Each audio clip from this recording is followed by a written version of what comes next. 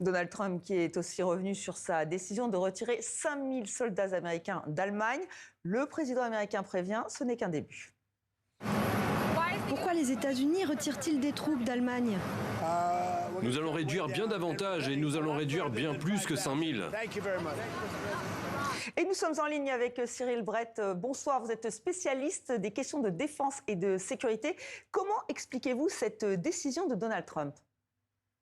Bonsoir Estelle Martin, merci pour votre invitation. Écoutez, je ne sais pas si on peut expliquer les décisions de Donald Trump, on peut essayer de les suivre, on peut essayer d'entrevoir un sens. Ce que je peux vous dire, c'est que moi qui suis Donald Trump comme président et candidat depuis plus de 10 ans, c'est une décision qui n'a rien de surprenant. Donald Trump l'a toujours dit, sa priorité, c'est la Chine.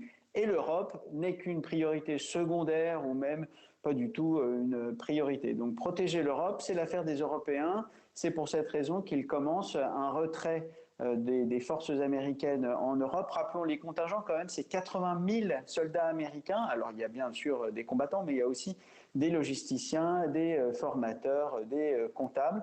C'est donc pas du tout une surprise, c'est simplement la manifestation, une de plus, que l'Europe n'intéresse pas du tout Donald Trump. Mais alors l'OTAN, est-ce que c'est un mauvais signal pour l'OTAN ? Est-ce que les États-Unis peuvent se désengager complètement ? Ils en ont quand même besoin de ces bases américaines qui sont en Europe.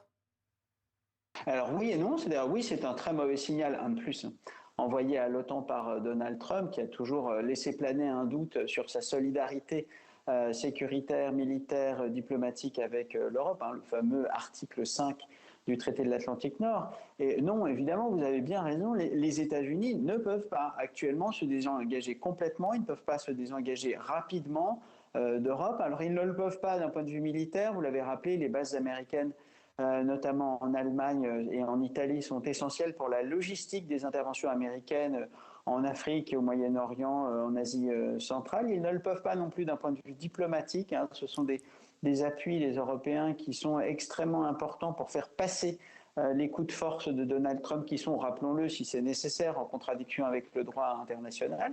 Et puis d'un point de vue économique également, les États-Unis ne peuvent pas se permettre de se désengager d'Europe complètement parce que tout simplement les Européens financent les déficits budgétaires américains et les Européens investissent dans l'économie américaine.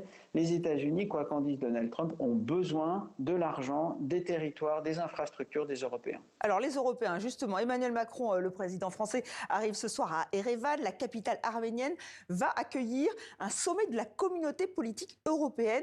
Est-ce que cette instance pourrait prendre plus d'importance ? Alors c'est ce que souhaite notre président, le président Macron. C'est lui qui est à l'origine de la création de cette CPE, cette espèce de bidule, c'est-à-dire en fait de communauté informelle créée avec 47 États participants sur le continent européen sans les États-Unis au lendemain de l'invasion de l'Ukraine par la Russie. Eh bien, c'est le souhait d'Emmanuel Macron. D'abord, c'est le souhait d'Emmanuel Macron pour que, enfin, les Européens, au sens très très large, bien au-delà des limites de l'Union européenne, prennent conscience qu'ils doivent assurer eux-mêmes leur sécurité, qu'ils doivent assurer eux-mêmes leur défense et qu'ils doivent se doter des capacités d'analyse, de réaction. En revanche, il y a quand même plusieurs problèmes dans la CPE, dans cette communauté politique européenne. C'est que d'une part, cette communauté européenne et cette communauté politique n'a aucune solidarité. On retrouve au sein de la communauté de la CPE des ennemis ou des anciens ennemis, Azerbaïdjan et Arménie évidemment, mais également Turquie et Grèce, et de fortes tensions également entre Chypre et la Turquie. Donc pour le moment, c'est beaucoup plus un forum qu'une véritable instance de sécurité des Européens par les Européens. Donc pour vous, on ne peut rien en attendre de concret ? Pas dans l'immédiat. En revanche, à mesure que les États-Unis se désengageront diplomatiquement et médiatiquement d'Europe, c'est une des instances où les Européens peuvent se concerter entre eux. Mais ne l'oublions pas, la sécurité de l'Europe a toujours été assurée par une multiplicité d'instances. L'OTAN, évidemment, l'Union européenne, l'OSCE, et d'autres instances, notamment des coalitions des volontaires. Merci. Donc abondance de biens ne nuit pas. Merci Cyril Brett. On retiendra ce mot de conclusion. Abondance de biens ne nuit pas. Et puis on va suivre cette CPE et ce sommet à venir.